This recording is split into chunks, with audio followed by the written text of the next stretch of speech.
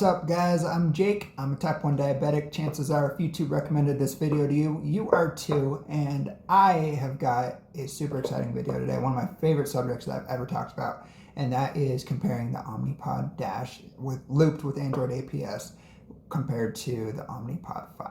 The reason that it's so exciting is because both of these systems are great. I've used virtually every insulin pump / CGM combo on the market, and these two are far and away the best. But there can only be one winner, so I'm gonna break it down through a couple categories and we'll see if we can determine a winner here. First, just a quick disclaimer, what's best for me might not be what's best for you. Always consult with your diabetes doctor before you make any drastic changes to your insulin management or overall health or anything like that. But I'm happy to share my experience, so let's dive in. First things first, I'm going to put up side-by-side screenshots. One of these is Android APS, the other one's Omnipod 5. And I realize that they're only a week samples. I wish that I could do 30-day samples, but honestly, I just didn't have enough time to before I made this video. So I will say over on the Android APS side, my A1C really should be 6.3, and my high should be 1% lower, and my low should actually be 1% higher. The reason why it's a little skewed higher than it is because of that last of the 7 days. That night my infusion actually went bad right after my Dexcom went bad. So it's like my Dexcom went bad, and then when it finally, after the 2-hour warm-up, I was super high. And then by the time I got it up and back down, I started crashing like crazy, but then my Omnipod went bad as I was on my way back up. So it's actually super rare that I have an Omnipod fail on me. I think that this is only the second one that I've actually had fail when it was on my stomach or my hip, and super unlucky. But keep that in mind, it should really be 6.3%, not 6.4% for that A1C. And I'm just going to create these categories and score them from 1 to 5, and we'll see who ends up with the most points.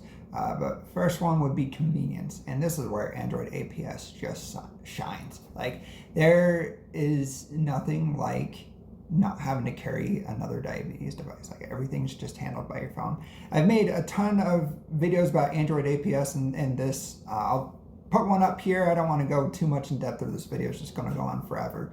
But the fact that like your phone does all the work, you don't have to carry a separate device, is game changer. So straight up 5 for Android APS right here.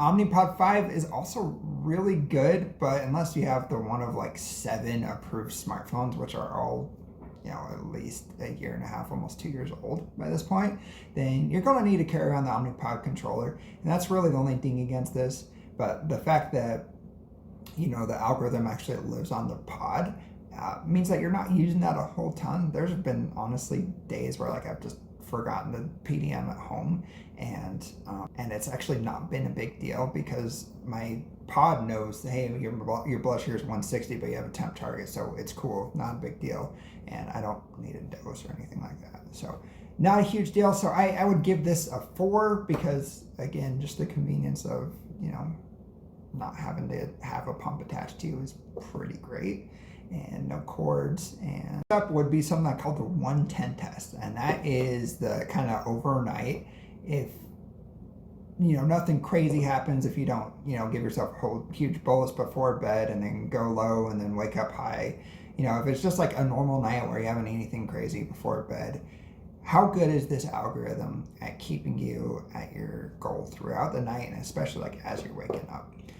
If you recall from one of my past videos, one of the things that I absolutely hate about the Tandem is I would have a night like that where everything went smooth, and then I'd wake up like 1:45, and it's like you had all night to get me down and you couldn't get me down.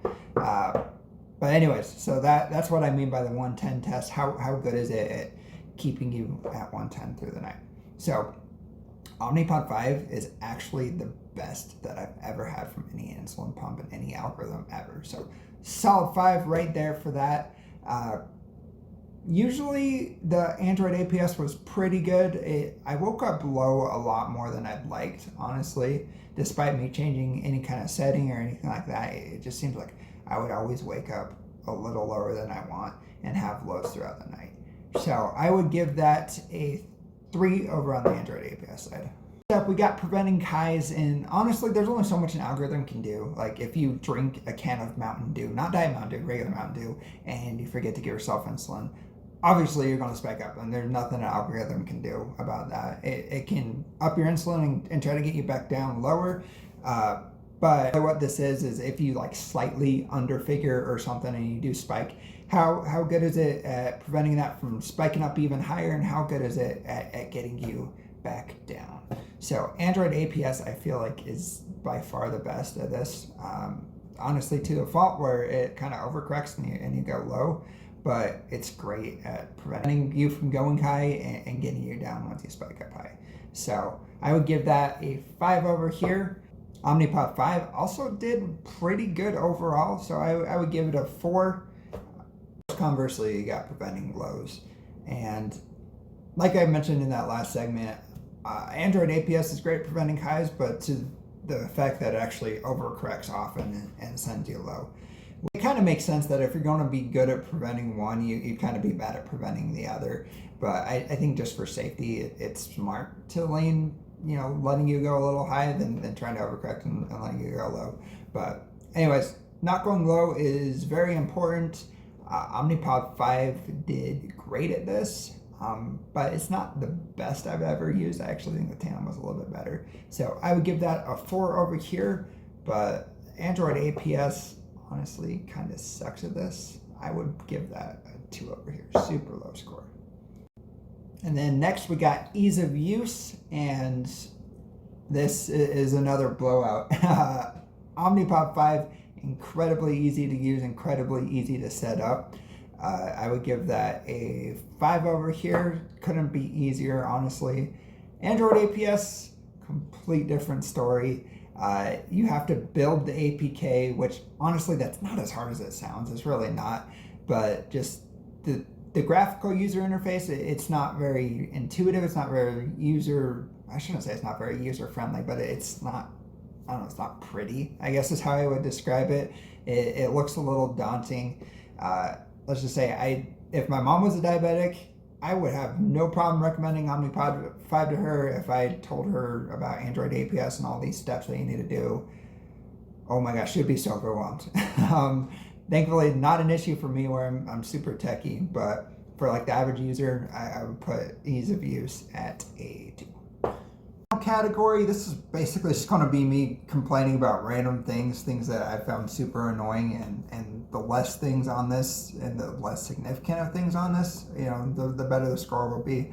On the Omnipod 5 side, really my only big annoyance is that you have to, like when you're setting a temp target, like for exercise, you have to pick in hour increments. It has to be 1 hour, 2 hour, 3 hour, etc. That's super annoying that you can't do 2.5 hours, or 1.5 hours. Because on Android APS, I would always set it for 150 minutes. About an hour and a half beforehand, and then an hour during when I would go and play like 2 hours of basketball, for example.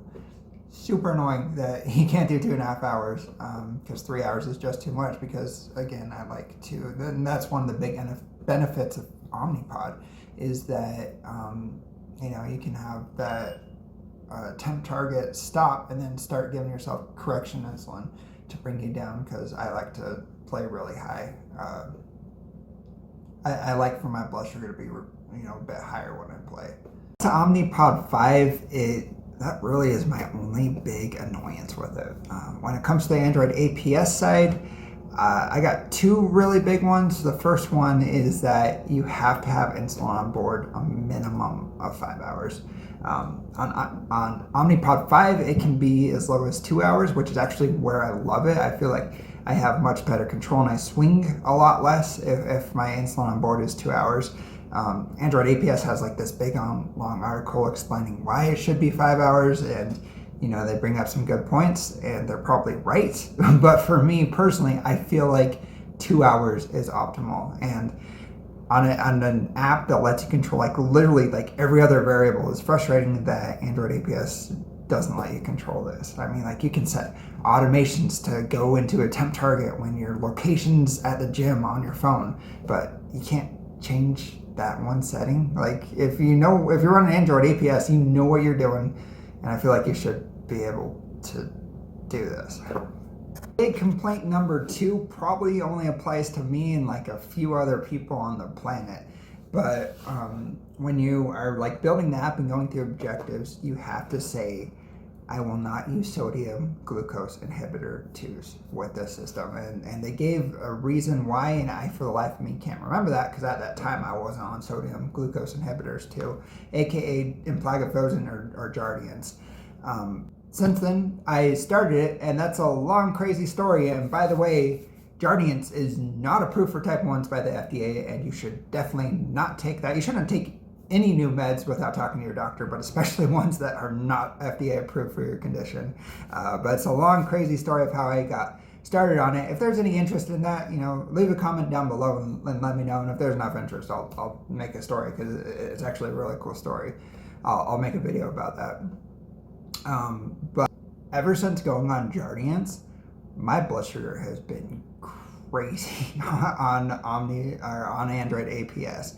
Like, I will go low after eating, and then like I'll drop down to like 65 or whatever, and I will drink a whole 12-ounce can of Mountain Dew, and usually that will just like send me right up. And so I have to get myself some insulin. So I'll drink a whole can without giving myself any insulin, and then I'll like barely pop up to like 120, and then I will dip right back down. And I don't know why this is, but it started as soon as I started taking Jardiance, so I assume it's because of that. And it's really annoying that you can't take that using this algorithm, but you can on the Omnipod 5. The second I switched over to Omnipod 5, that like my blood sugar went back to behaving normally as soon as I was on Omnipod 5, even though I stayed on the same dosage of Jardiance and nothing else changed. Anyways, in that category, Omnipod 5, get a 4 because of 1 annoyance, and Android APS, you get 3 because of 2 big annoyances. So, I mean, when you total up these scores, it's not even close. I mean, Omnipod 5 just wins overall. And if someone was like new to diabetes, I would just say start with Omnipod 5. Again, that's just my opinion, but that being said, Android APS still has that huge advantage of you just being able to use whatever Android phone you want and not having to carry around a second device. So if that's important to you, definitely go check out Android APS. I've made a couple other videos about it, but for anybody else that's not a big deal, or they don't want to deal with anything too complicated, Omnipod 5 all day. Guys, that's been my quick thoughts on this. Real talk here, I make these videos just to help people out. I'm not monetized. I don't try to get rich or anything from these. I just like talking about tech and diabetes. So anyway, if you guys could just do me a huge favor, like this video and subscribe to this channel, check out some of my other videos. It really just helps YouTube and their algorithm just push this video out to more people. And if I could help more people, that would really mean a lot, and it would help me out tremendously if you did that. And also, on that note, I do have a second channel that I just started. I'll put a link to that in the description. It would mean a lot to me if you went over there and checked that out. It's about smart home tech and just kind of the tech in general, because I'm a nerd. So anyways, thanks again so much for watching, and we'll see you guys in the next one.